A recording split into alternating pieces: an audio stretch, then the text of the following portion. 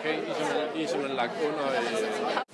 Man skal slutte af med, at vi skal åbne et eller andet produkt. Det er, altså man ligesom kommer ud og laver noget, så man sætter sig ned først sammen. Og så ned til HTX eller slagteriskolen, og så rundt. Elevrådene har alt den indflydelse, som de gerne vil have. Det, der er problemet, er, at rigtig mange elevråd de er låst fast i nogle kedelige, almindelige arbejdsopgaver, hvor de sidder og administrerer en masse ting.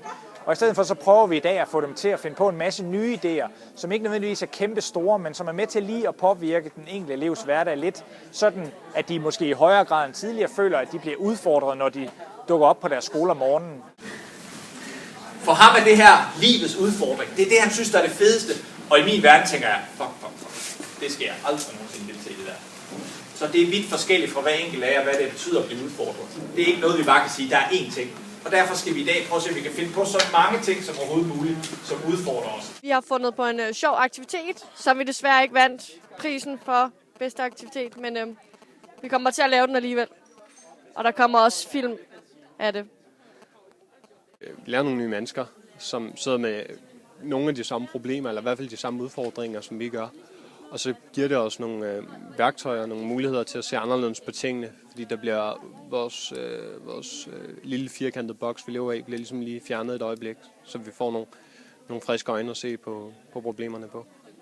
Jeg synes, jeg har fået en masse gode idéer, og jeg har fået en masse materiale til, at jeg kan gå hjem og arbejde med, som jeg kan bruge videre til når jeg skal lave nogle ændringer på min skole, og fortælle det videre til mit elevråd, og til dem næste år, som så er elevrådsformand.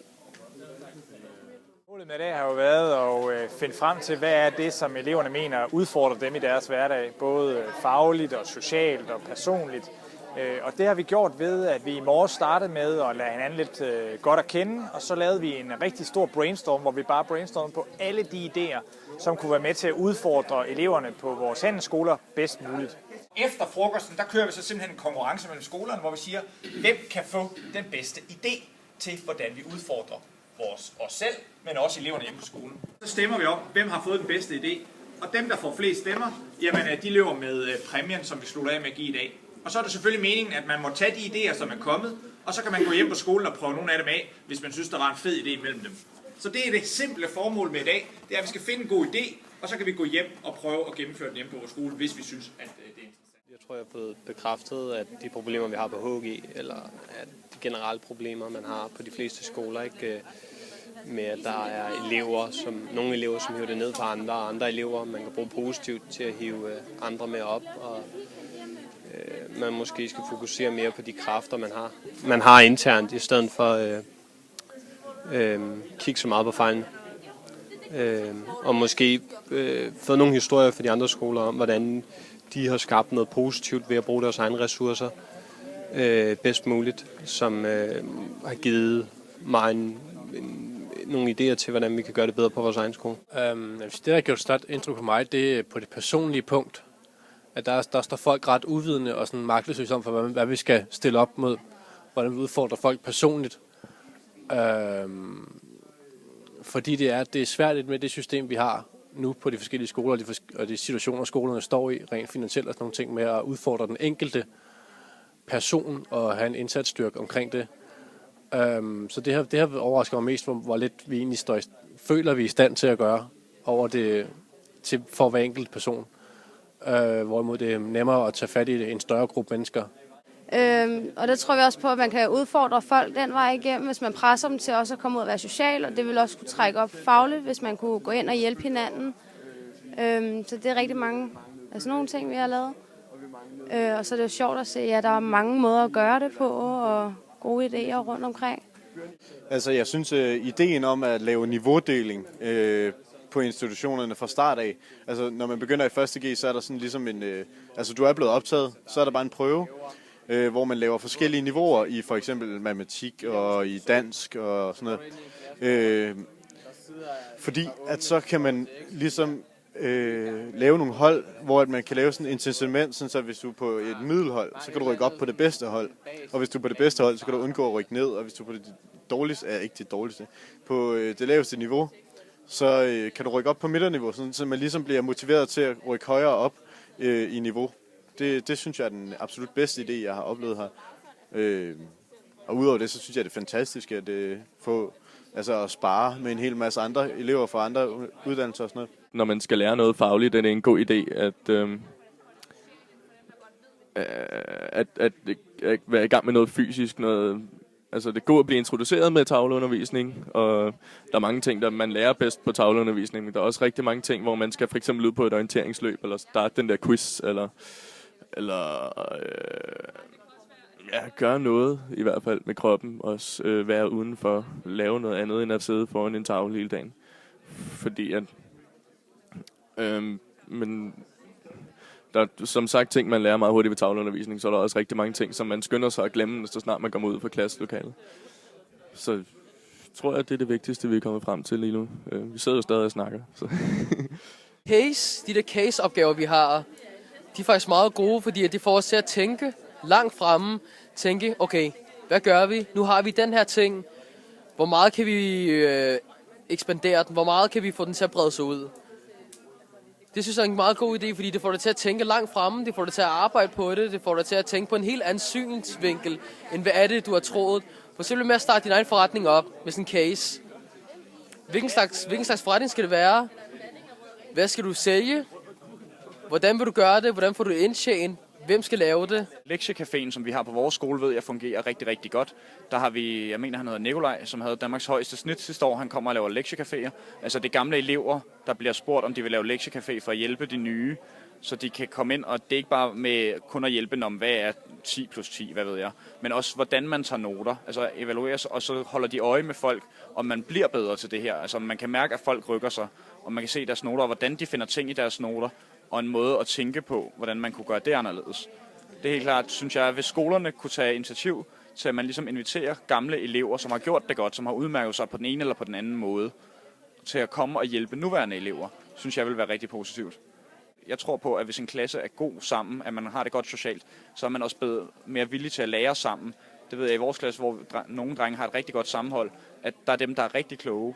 Altså der er nogen, som blandt andet Young Leaders Conference, de vil godt hjælpe os andre, eller andre, der måske ikke er lige så gode til de her ting, lige netop fordi man er rigtig gode venner. Så hvis man laver nogle ryste sammen ting, man går ud og konkurrerer på, det kan både være noget fysisk, eller noget, for eksempel kan man afholde en konkurrence i, det ved jeg ikke, matematik eller et eller andet, hvor man laver nogle ting aktivt sammen, så konkurrerer man første sæt mod første Y, for eksempel. Altså, så man ligesom har det her sammenhold, og hvor man skal bare sørge for, at alle bliver inkluderet i et eller andet. Så kan man lave det på tværs af forskellige fag, så alle kommer i noget, de måske er gode til, eller noget, de ikke er så gode til, så alle også bliver udfordret. Ikke kun få en masse lektier for os at tro, at man bliver styrket fagligt, fordi du lærer egentlig bare at blive bogklog, og hvis du så kommer længere ud og skal finde en information, og ikke lige kan slå op på den side, og ikke kan finde den information, så har du et problem. Men hvis du er blevet styrket på så mange andre punkter personligt, og du godt tør lige pludselig at gå ud og spørge nogle fremmede mennesker, så er det lidt nemmere at komme videre derfra. Og hvis du er socialt anlagt, så klarer man sig også bare meget bedre. Nogle introture eller studieture, hvor der kommer noget fagligt relevant. Det kunne være eller udvekslingsdage, eller hvor man har folk, nu ved jeg, ude på Ishøj, der var de jo sendt til Tyskland i en uge, tror jeg det var, hvor de i forbindelse, fordi de er en international linje, hvor de kun måtte snakke engelsk dernede, også fordi tyskerne kunne ikke dansk. De har godt nok også tysk, derfor blev det Tyskland, men man kan også gøre det til et andet land, hvor man så er tvunget til at tale et eller andet sprog i en eller anden forbindelse. Vi har haft mange forskellige slags idéer og kunne inspirere hinanden rigtig meget. Og så er vi kommet rigtig meget frem til, at det sociale og det personlige, det går ind og styrker det faglige rigtig meget. Så har vi snakket meget om studietur og udveksling, at det giver noget faglig kompetence, som lærerne måske ikke lige tænker over. Og samtidig så styrker det klassen rigtig meget, og en klasse, der er rar at være i, det er også nemmere at koncentrere sig rent fagligt. Så har vi snakket meget om de personlige grænser, sådan noget med at møde op en dag, og så få at vide, at man har 6-8 timer til at få skrevet den her artikel med nogle semikendte danskere, at man selv skal ud og arrangere nogle møder, eller interviewe nogen, lave noget statistik ude på gaden, eller et eller andet fis, som gør, at man bliver lidt sådan aktiveret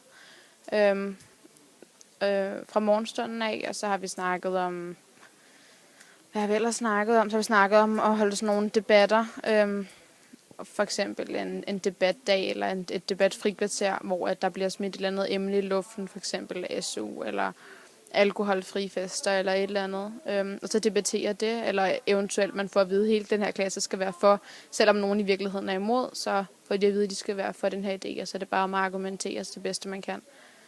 For det første gælder det også om at få elevrådet til at køre godt igennem netværk. Altså, vi har et godt netværk, så vi selv kan kommunikere rundt til hinanden. Det skal lige op og køre. Og så skal vi have i gang med at få blandet klasserne. Vi har haft noget Innovation Camp sidste år, hvor vi havde et samarbejde med Roskilde Festival og Musicon, hvor vi så skulle ud i grupper med forskellige klasser, og vi overnattede på skolen. Og det var jo rigtig godt, at man mødte nogle nye mennesker, og så var det ellers bare at gå i gang med alle idéerne og begynde at sidde og udvikle, og om der var budget til det, og hvordan der var ledes. Så sådan noget vil vi gerne have indført igen, at det skal køre fremover. Så må vi jo tage vores ting, vi har med fra de grupper, vi blev inddelt i tidligere. Det må vi jo så tage med på elevrådet, og må vi formidle dem ud til nogle idéer, som vi kan bruge til noget, i stedet for at det er nogle idéer, andre har haft, men som vi kan formidle dem ud til, hvad vores behov er. Efter frokosten har vi nu kigget lidt nærmere på idéerne og planlagt lidt, og hver gruppe har fundet frem til den allerbedste idé, som de gerne vil gennemføre på deres skole. Så om lidt, der vil de blive fremlagt, og så vil vi høre alle idéerne, der skal stemmes om. Det foregår sådan, at vi for eksempel i spisefrikvarter, eleverne kommer ned i kantinen, der vil være en rød og en grøn kop, og dagens emne. Og et af emnerne, det kan være legalisering af hash. Det er rimelig aktuelt, og det er noget, der har noget med mange unge at gøre. Rød er imod, grøn er for. Så vil der så være 2 talere. Det kunne være politikere i det her tilfælde. Vi snakker om, det kunne være 2 fra samme parti, Venstre Ungdom og det normale Venstre. Der simpelthen forklarer lidt tid for sig selv, og forklarer også, hvorfor man er imod, hvorfor man er for legalisering af hash. Og hvis der så sidder oppe i klassen, der sidder 20, der er imod legalisering af hash, og så kommer Karsten ind, der er for legalisering af hash, så bliver der skabt en dialog og en debat i klassen, som måske ikke var opstået, hvis de bare havde gået og kuglet ud for sig selv. Og det er også med til at opfordre eleverne til at tage stilling til deres samfund og til deres skole og til hinanden. Og det udfordrer dem lidt, fordi det er ikke noget, de er forberedt på nødvendigvis, når de møder i skole mandag, at de skal til at tage en stilling til legalisering af hash, eller SU, eller dagpenge, eller hvad det må være. Det bliver selvfølgelig ikke nogle emner, der ikke har noget med os at gøre. Det vil være nogle emner, der har noget med ungdommen at gøre, og som er relevante for os. Vi har debatte, hvor man skal diskutere og lære at argumentere ved at trække tilfældige emner fra en bogle og battle på det. Vi har teambuilding, hvor at undervisningen skal brydes op af udfordrende øvelser, hvor eleverne lærer at arbejde sammen. Vi har energizers, hvor eleverne vil i gang med at lære lærerne, hvordan at man afbryder undervisningen med en lille sjov leg eller en lille øvelse, der gør, man får energi i kroppen. Vi har det store rekordforsøg, hvor man vil stille elever op på en lang række rundt mellem 3 skoler, og lade dem tilte hele vejen rundt mellem lokal tv-filmer. Og newshelikopteren. Ja, og newshelikopteren. Der bliver godt oppefra, ja. Og vi har den planlagte snebollskamp, der ligger klar til, når den første sne lander. Så kommer der armbånd på og varm kakao ude på marken foran skolen. Vi har business camp, hvor eleverne skal arbejde med udfordringer på tværs af årgange og linjer, som handler om at få noget faglig viden ind og blive fagligt udfordret. Vi har koncepter omkring respekt, hvor at man på det sprog vil lokke eleverne med hemmelige pile ned i kantinen for at mæske sig i julegodter og æbleskiver, der var forslaget i første omgang måske lun gløk. Og den aller sidste var, at man skal tage stilling til noget kontroversielt, som om man er for eller mod legalisering af hash på baggrund af en debat mellem nogle politikere. Og det er jo alle sammen helt fænomenalt gode idéer alle sammen. Og kunsten er selvfølgelig bare at komme hjem og få dem gennemført så hurtigt som muligt. Og jeg vil gerne give afstemningstusen til jer først, så I 5 må gerne komme op. Roskilde må gerne gøre sig klar. Kom op.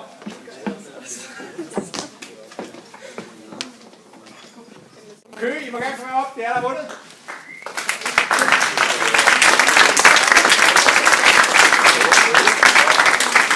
Giv dem en stor hånd.